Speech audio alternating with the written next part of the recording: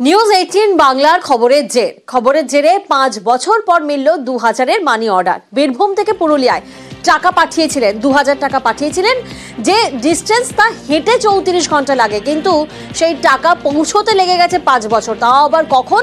যখন নিউজ 18 বাংলায় সেই খবর সম্প্রচার হয়। টাকা পেতে বছরের পর বছর পার হয়ে যায়, 2 জেলার পোস্ট অফিস ঘুরতে হয়, কিন্তু তারপরেও সেই মানি অর্ডার গিয়ে পৌঁছয় না। প্রতিনিধি ইন্দ্রজিৎ মণ্ডল এই মুহূর্তে আমাদের সঙ্গে রয়েছেন।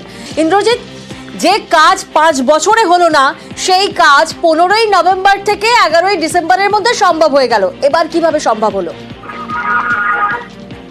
দেখো, আমরা এই খবর করি 15ই নভেম্বর এবং এই খবরে দেখানো হয় যে পুরুলিয়ার বাসিন্দা, ডাক্তারডাঙ্গার বাসিন্দা, পুরুলিয়ার শহরের সাবিনা খাতুন, তিনি 2000 টাকা মানি অর্ডার 5 বছর ধরে অপেক্ষা করেও পাননি। তার স্বামী একেবারেই বীরভূম থেকে পাঠিয়েছিলেন আফরোজ হোসেন, এবং 5 বছর ধরে তিনি যেমন একদিকে পোস্ট অফিসে বা ডাকঘরে, একদিকে পুরুলিয়া একদিকে বীরভূমের পোস্ট অফিসে বারে বারে খোঁজ করেও তার কোনো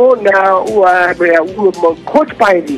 ফলে তার 5 বছর আগে 2000 টাকা পাঠানো টাকা কোথায় গেল, কি হলো, না ফেরত গেছে না পেয়েছে যাকে পাঠানো হয়েছিল।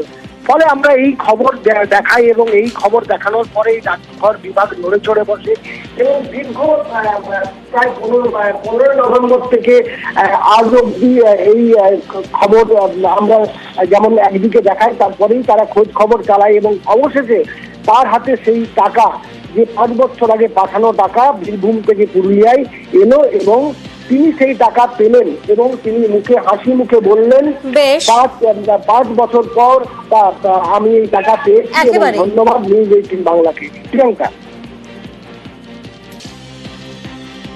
নিউজ 18 বাংলাকে অসংখ্য ধন্যবাদ।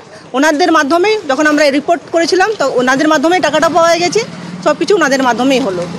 Thank you and again thank you. 5 বছর পর আজকে 2000 টাকা পাওয়া গেল, ঠিক আছে। জানি না কোথায় টাকাটা ঘোরাফেরা করছিল, টাকাটা বড় অ্যামাউন্ট ছিল না, কিন্তু তখনকার উইদাউট ইন্টারেস্ট। এখন আমি যদি ব্যাংকে রাখতাম টাকাটা, কিছু তো ইন্টারেস্ট পেতাম, কিন্তু আজকে পেলাম শুধু 2000 টাকা।